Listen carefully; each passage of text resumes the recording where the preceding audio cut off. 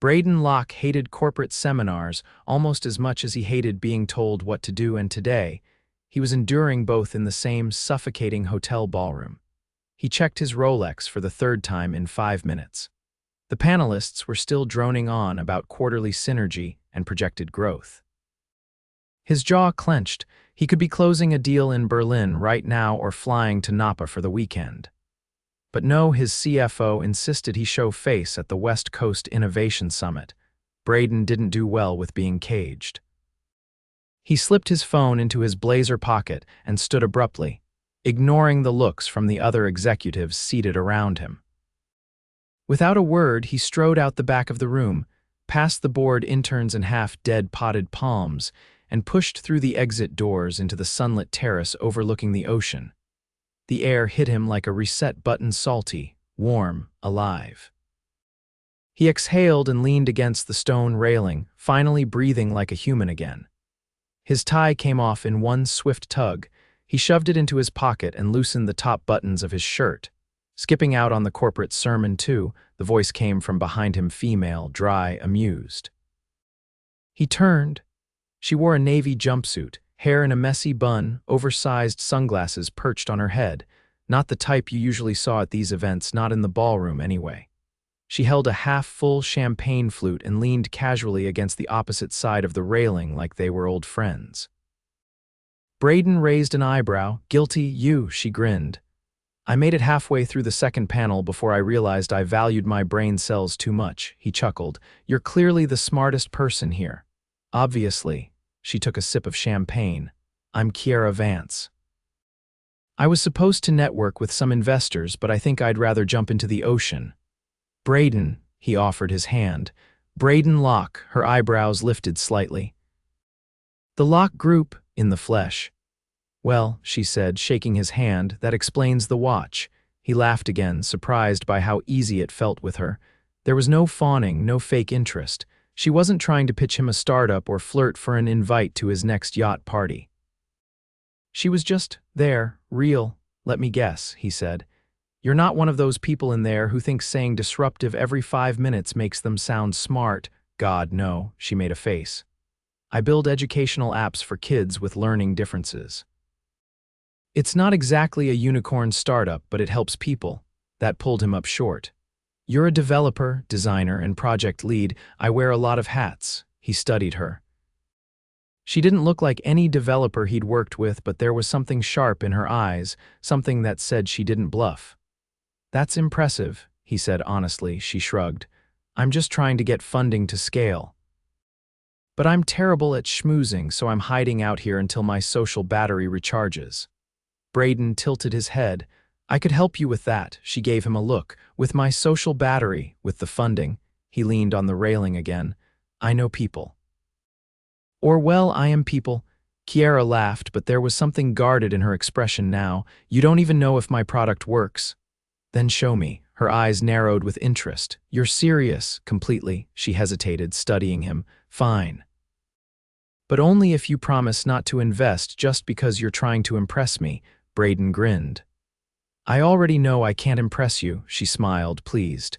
All right, Mr. Locke, you've got a deal. They stayed out there longer than either of them planned. The sun slid lower, casting golden light over the terrace. He told her about hating prep school and how he built his first company out of sheer spite to prove his father wrong.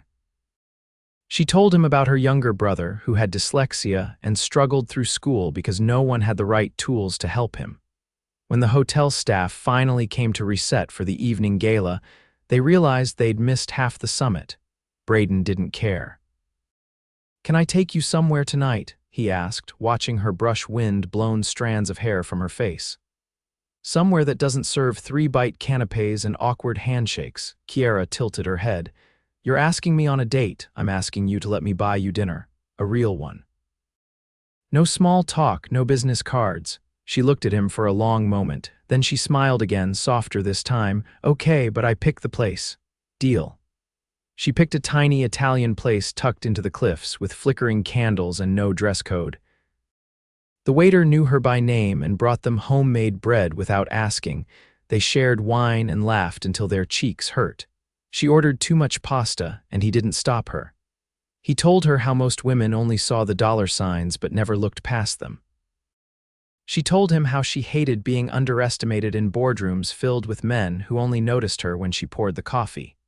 "It's exhausting," she said, swirling her wine. "Trying to prove you belong in a world that wasn't built for you." Brayden leaned across the table. "Then maybe the world needs to change." She blinked at him, caught off guard. He didn't look away. By the time he walked her back to her car, the moon was high and the air cool. They stood facing each other in the soft glow of the parking lot lights. "I had a really good time," she said, hugging her arms. "Me too." He stepped closer. "Kiera, yeah, I want to see you again," she smiled. "Then see me," and just like that she kissed him, soft, sure, and unexpected. When she pulled back, she whispered, "Good night, Mr. Locke." He watched her drive away, heart pounding like he'd just closed the most important deal of his life. He didn't know it yet, but she had just started to earn something no one else ever had: his heart. The next morning, Brayden Locke stood in his penthouse kitchen, barefoot in tailored trousers, staring blankly at the untouched espresso in his hand. Downtown LA's skyline burned gold in the rising sun, and yet he'd never felt more off balance. He wasn't used to women like Kiera. She didn't preen or flatter, didn't ask what kind of car he drove or what his net worth was. She didn't care. And that made her dangerous. A knock sounded at his door. He pressed the espresso to his lips, took one bitter sip, and walked across the marble floors to open it. Lennox, his personal assistant, stepped inside briskly, tablet in hand. "I scheduled your board briefing for 10 and moved your call with Tokyo to midnight your time," Lennox said without looking up. "Also, Marcus from the foundation called. He wants to confirm your attendance at the charity gala next weekend." "Tell him yes," Brayden said absently. Lennox finally glanced up. "You look like you didn't sleep." Brayden set the espresso down. "I didn't." Lennox arched a brow. "Business or pleasure?" Brayden didn't answer. Instead, he turned and walked toward the massive floor-to-ceiling windows. "I want you to find out more about Kiera Vance," he said. Lennox blinked. "Is she a threat?" "No, he ran a hand through his hair. "She's different. I'll run a background check." "No," Brayden snapped. "Nothing invasive, just her company, her app. I want to know who's behind it." Lennox nodded slowly. "Understood." By noon, Brayden sat in a high-rise conference room with the board of Locke Group's venture division. He should have been focused on market projections and international expansion, but his mind kept drifting. The way Kiera's eyes lit up when she talked about helping kids, the quiet confidence in her voice, the way she kissed him like she meant it, he hadn't expected to feel this unsettled. Not after one evening. As the meeting ended, Lennox entered and handed him a folder. "She's legitimate," he said. "Her company's called Bright Path. They've developed a gamified reading program for children with comprehension challenges. She's won 2 innovation grants, but she's been operating on razor-thin margins. No VC backing yet." Brayden flipped through the documents, screenshots of the app, press snippets. A photo of Kiera on stage at a tech showcase holding a prototype tablet. "Why hasn't anyone funded her?" "She refuses to give up equity. She's turned down 3 offers." Brayden's jaw tightened. Stubborn, independent, no wonder she was struggling. He closed the folder and stood. "Set up a meeting. I want to see the product myself." When he arrived at the co-working space Kiera used that evening, the contrast to his world slapped him in the face. The building was old, with peeling paint and a flickering elevator light. Inside, the space buzzed with energy. Young developers huddled over laptops, whiteboards crammed with equations, the scent of burnt coffee thick in the air. Kiera looked up from her station when she saw him. She wore a gray hoodie over jeans, hair pulled back, no makeup. She looked exhausted and brilliant. "You came," she said, standing. "I said I would. You're overdressed." He glanced at his navy suit and shrugged. "I didn't want you to think I'd gone soft." She laughed and gestured for him to follow. "Come on. I'll show you what we're building." He watched her move through the space, pointing out her small team: 3 developers, 1 UX designer, a part-time speech therapist. Every face lit up around her. They weren't just building something, they were building it for her. Kiera handed him a tablet. This is our newest prototype. We've just integrated audio guidance with adaptive text scaling. Try it. Brayden took the tablet and tapped through the interface. A digital storybook opened, narrated in a gentle voice. As he read, the app highlighted phrases, offering hints and encouraging feedback. It's intuitive, he said. Engaging. It's built to adapt in real time, she said. The goal is to help kids who have been left behind by traditional learning systems. He looked at her. This could change everything. She folded her arms. That's the plan. He handed the tablet back. You're not here to get rich. No, she said quietly. But if I don't get funding soon, I'll have to shut it down. Brayden didn't speak, not yet. He knew better than to make promises on impulse. But his mind was already working what it would take to scale, who to bring in, how to position it without compromising her control. I want to help, he said simply, her eyes narrowed. Why? Because you're doing something that matters, and because I believe in you. Kiera looked away. You don't even know me. I know enough, she stared at him. You're not just here for the app. No, he admitted. I'm not. She walked past him to the window, arms crossed. I don't have time for distractions, Brayden. This is everything I've got. He stepped closer. Then let me help you carry it. She turned to face him, expression uncertain. You really think you can just walk into my life and fix things? No, he said, but I can stand beside you while you fix them yourself. For a long moment, she said nothing. Then, finally, she nodded. All right, she said. Let's see what you've got. Later that night, he stood outside the building, watching her through the glass as she returned to her team. She was already explaining something on a screen, hands flying, voice animated. He didn't know what this was yet. But he knew one thing: every time he walked away, he wanted to go back, and that terrified him. Brayden adjusted the cuffs of his charcoal jacket as he stepped into the velvet-lit ballroom. Crystal chandeliers shimmered overhead, casting golden light over the sea of tuxedos and designer gowns. The Locke Foundation's Winter Gala was in full swing, an annual event attended by politicians, CEOs, and the kind of people who measured success in private jets and market shares. He wasn't here for the champagne or the photo ops, not this time. His eyes scanned the room, pausing when they landed on her. Kiera stood near the silent auction table, her fitted navy dress elegant but understated, her curls pinned up in a way that left her neck exposed.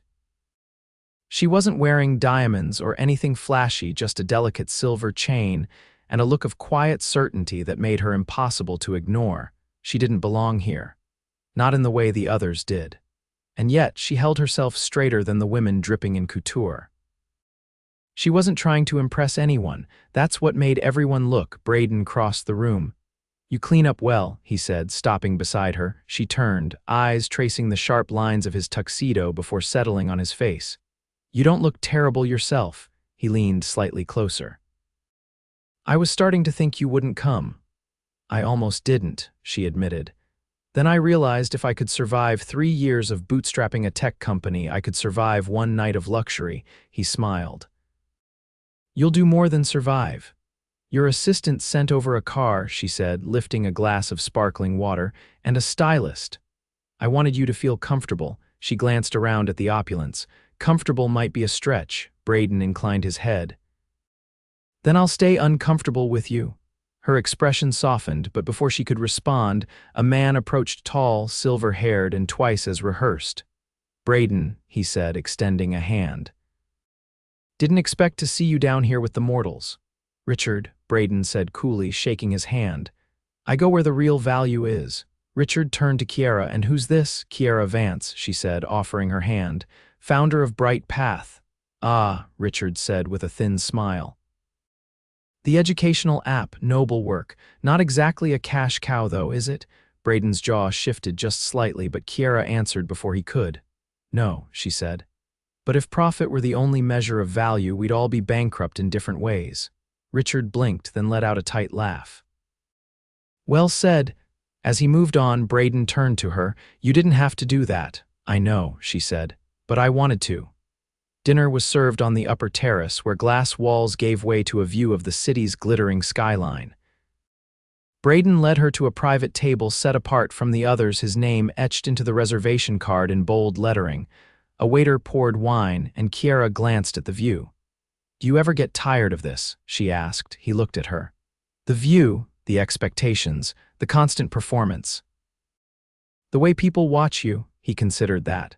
"Sometimes I forget they're watching, other times it's all I see." She nodded as if she understood something unspoken. "I used to think I had to pretend to be someone sharper, louder, more ruthless," she said. "But the longer I did, the more I lost sight of why I started in the first place." "What pulled you back, my brother?" she said simply. "He's the reason I began. I owed it to him to finish." Brayden rested his forearms on the table. "You know, I've spent years building things that made a lot of people rich, but I don't know if any of it mattered." "It mattered to someone," she said. "Maybe not in the headlines, but in the quiet places." The music shifted below something soft and slow, and she looked toward the ballroom. "Dance with me," he said. She hesitated. "I'm not great at formal dancing." "Neither am I." He stood and held out his hand. She took it. They moved to the floor, weaving between couples, her hand resting lightly on his shoulder. For a moment the noise fell away. No donors, no investors, no pressure, just the sound of the music and the warmth of her body near his. "I wasn't sure this would work," she said as they turned slowly. "This," he asked, "you and me, our worlds aren't exactly in sync." He looked down at her. "Then we'll make our own rhythm." She laughed gently, and her head tilted toward him, her cheek brushing the lapel of his jacket. For a brief second, he closed his eyes. When the song ended, they stepped back, still holding each other's hands. But something had shifted, something deeper than attraction or curiosity. Later, back at the penthouse, the air was quiet. He poured her a glass of wine and left it on the edge of the terrace while she stepped out to see the view. "You can see all the way to the ocean," she murmured. "On clear nights," he said. "Most people miss it." She turned to him. "Do you ever think about leaving this all behind?" He leaned against the rail beside her. "I used to, but now," she waited. "Now I think I just want to share it with someone who sees more than the shine." She looked at him steadily. "Brayden, if you're offering me a seat at your table, I need to know it's not just for decoration." "It's not," he said. "I want you beside me." "Not behind." A long silence passed between them. Then she stepped forward, took his face in her hands, and kissed him slowly, deliberately, with no hesitation. When she finally pulled back, her voice was quiet but certain. "Then let's build something real." He didn't answer with words. He kissed her again. Rain streaked across the windows of Brayden's private jet, blurring the lights of Seattle's tarmac into a watercolor haze. Kiera sat across from him, barefoot, legs tucked beneath her in one of the cream leather seats, a thick sketch pad balanced on her lap. She was scribbling interface ideas, muttering under her breath, completely unaware that he hadn't turned a page in the financial report resting in his lap in over 15 minutes. He was watching her again. "You don't have to keep pretending to read," she said without looking up. "Your eyes haven't moved since takeoff." "I wasn't pretending," he said. "I was waiting for you to look up." "Why?" "So I could tell you your concentration face is ridiculously attractive." She glanced up then, arching an eyebrow. "That's your line." "No," he said, closing the folder and setting it aside. "That's just the truth." A small grin tugged at her mouth, but she didn't respond. Instead, she flipped to a new page and dragged her pencil across the paper, sketching out a new navigation panel. He leaned forward, resting his forearms on his knees. "You know the board is going to question this partnership." "I'd be worried if they didn't," she said, still drawing. "They're not supposed to get it." "Not yet. And when they ask why I'm investing in a company that refuses to follow traditional growth models, tell them I'm not building for investors, I'm building for impact. They'll hate that." She met his gaze. "Then maybe they've forgotten what real innovation looks like." He smiled slowly. "You're impossible." "I'm intentional," she said, crossing out a line and redrawing it. The jet began its descent, and Brayden stood to retrieve his jacket. "We'll be at the summit for less than 48 hours. I booked a suite at the Ariston downtown. You'll have your own space." She glanced up again. "I wasn't worried about that." "I know," he said, "but I was." The elevator chimed as they arrived at the hotel. Brayden stepped out first, nodding to the concierge who had been waiting with keycards and a portfolio of the weekend's events. Kiera stayed beside him, silent as they crossed the lobby's marble floor. Her eyes flicked to the chandelier above them, then to the abstract sculpture dominating the center of the room. "I always forget how much money smells like polished stone and citrus," she murmured. "You'll get used to it." "I don't want to," she said. He stopped walking. "Why? Because if I get too comfortable, I'll stop asking questions," she said. "And I never want to stop questioning who I'm building for." He looked at her for a long moment, then nodded once. "Then I'll keep reminding you." The next morning, they arrived at the Pacific Tech Summit to a crowd of press, cameras flashing as Brayden stepped out of the town car, Kiera at his side in a burnt copper pantsuit and low heels. Her badge read Founder and Chief Product Officer, Bright Path, and she wore it with the kind of quiet pride that didn't need explaining. They spent the day meeting with potential partners, nonprofits, school district representatives, even a few skeptical executives from traditional publishing houses. Kiera answered every question with clarity and purpose, refusing to dilute her vision even when it would have been easier to nod and smile. Between meetings, Brayden pulled her aside into an empty conference room. "You don't have to push so hard in every conversation." "I do," she said. "Because the minute I soften, they'll assume I'm here to charm instead of lead." He rested his hand on the back of her chair. "They're not seeing what I see," her voice dropped. "And what's that?" He stepped closer. "A woman who doesn't ask for permission to be brilliant." She looked away, her throat tightening. "You say that like it's easy." "It's not," he said, "but you make it look like it is." In the evening, they returned to the suite. Rain had started again, tapping against the windows in rhythmic pulses. Kiera stood barefoot on the balcony, her arms folded as she looked out over the wet city. Brayden joined her, holding out a steaming mug of tea. "I got a call from the Department of Education," he said. "They want to pilot Bright Path in 3 cities." Her hand froze halfway to the mug. "What? They want a formal proposal by next week." She took the mug slowly, the weight of the moment settling over her. "How did they find out about us?" "I might have made a call." "Brayden." "You earned this," he said. "I just opened a door." She turned to him, her eyes full. "You believe in me more than I sometimes believe in myself. Then let me keep reminding you until you stop forgetting." She stepped into him, resting her head against his chest. For a long time, neither of them spoke. "I've spent so long fighting alone," she whispered. "I didn't know how much I needed someone to stand with me." He wrapped his arms around her. "You're not alone anymore." 2 weeks later, Bright Path closed its first major partnership. The pilot program launched across Seattle, Minneapolis, and Atlanta with overwhelming response. Teachers called it revolutionary. Parents called it hope. And for the first time in her life, Kiera felt like her work was not just seen but truly understood. One evening, after a press event, Brayden took her hand and led her through a side door of the auditorium. She followed in silence as he guided her up a narrow stairwell, through a maintenance corridor, and out onto the rooftop. A private dinner was waiting, candlelight flickering against a linen-draped table, string lights looped overhead swaying in the breeze. The city stretched out around them in every direction, endless, alive, and full of stories. Kiera blinked. "What is this?" He pulled her chair out. "A reminder." "Of what?" He sat across from her.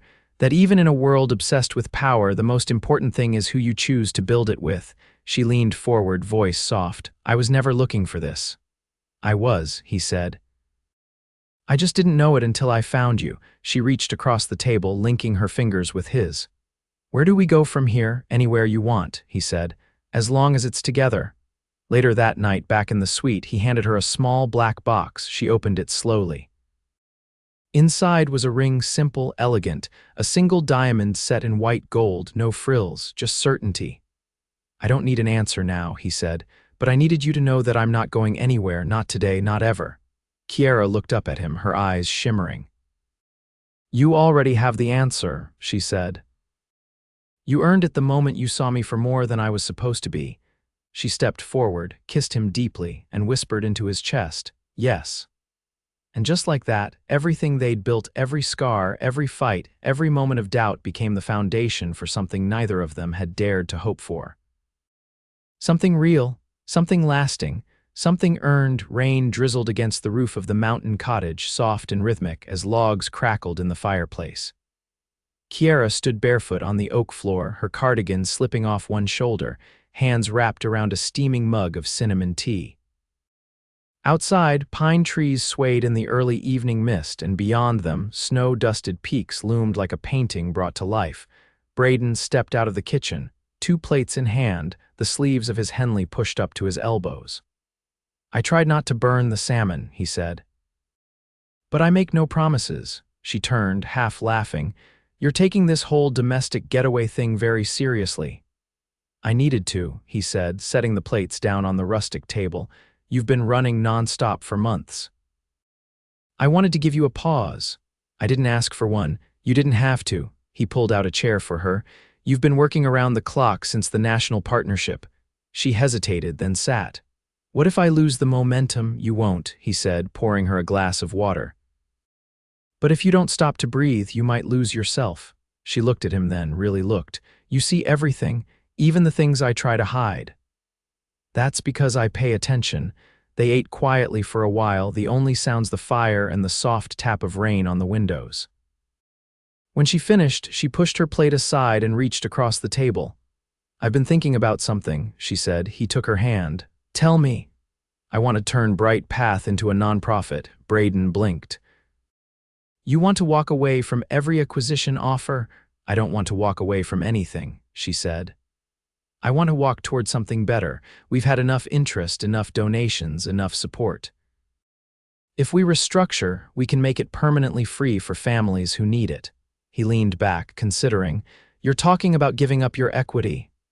"I'm talking about doing what I promised I'd do from the start. Make sure no child gets left behind because they can't afford help." He didn't hesitate. "Then I'll match every dollar you lose in the transition." She stared at him. "Brayden, you didn't ask," he said, "but I'm offering." She slid her chair around the table and sat beside him. "You've given me more than money. You've made me feel safe enough to take risks again." He turned to her. "I've never seen anyone fight so hard for people who may never know your name." "I don't need them to," she said. "I just need them to have a chance." He brushed a strand of hair behind her ear. "And I just need you." She leaned in, resting her forehead against his. "Then you've got me." The next morning, they drove into the nearest town, a sleepy hamlet with only one cafe and a bookstore that smelled like cedar and ink. Brayden bought her a first-edition copy of a children's book she'd read to her brother when they were younger. She found him a vintage compass, the kind with gold trim and a quote etched along the side. "Wherever you go, go with all your heart." That night, he made her promise not to look at her phone. She agreed reluctantly, and they took a walk under the stars, hand in hand, the gravel crunching beneath their boots. "I used to think I knew what love looked like," she said softly, "but it always felt like something I had to shrink myself to deserve." He stopped walking. "You never have to shrink for me. You could take up every inch of space in the world and I'd still want more of you." Her breath caught. "You mean that?" He nodded. "I love you, Kiera, not the idea of you, not your brilliance. I love your stubbornness, your fire, your heart." "All of it." She stepped into him, arms around his neck. "Then I guess it's time I say it back." He held her gaze. "I love you," she whispered. "I didn't know it could feel like this."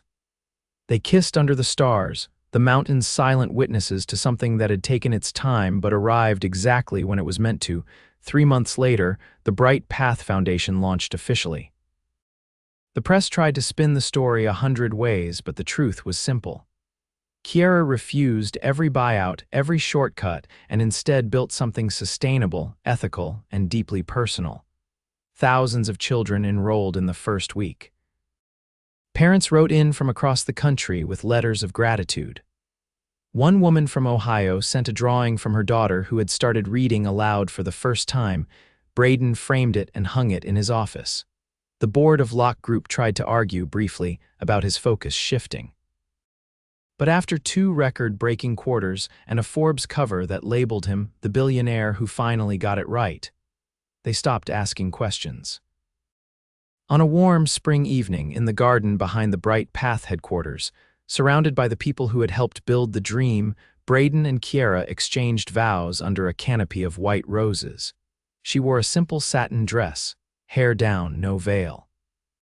He wore no tie, just a soft gray suit and a look in his eyes that said everything. "I didn't fall in love with a fantasy," she told him. "I fell in love with you, the man who never tried to fix me, just stood beside me while I fixed myself." He took her hands. "And I fell in love with the woman who taught me that power without purpose is empty. That love isn't about saving someone, it's about choosing them every day, and I choose you." They kissed to the sound of applause, but neither of them noticed. Later that night, as string lights twinkled around them and the last guests wandered off into the quiet, they stayed in the garden, barefoot on the grass, slow dancing to no music. "You know," he said, "this wasn't supposed to happen." "What wasn't? You, me, this," he gestured around them. "I lived in a world of mergers and acquisitions. I didn't believe in forever. And now," he looked down at her, "now I believe in always." She rested her head against his chest. "Then let's make always ours," and they did. Their mornings were coffee and shared calendars, board meetings and bedtime stories, because not long after their wedding, they welcomed a daughter with Kiera's eyes and Brayden's laugh. She grew up surrounded by books, love, and the knowledge that anything was possible when people built with their whole hearts. Brayden never returned to the man he was before. He didn't need to, and Kiera never lost herself to success. She only grew bigger, bolder, more certain of who she was. They traveled, gave back, built more, together, no longer chasing something bigger, because they had already found it, each other.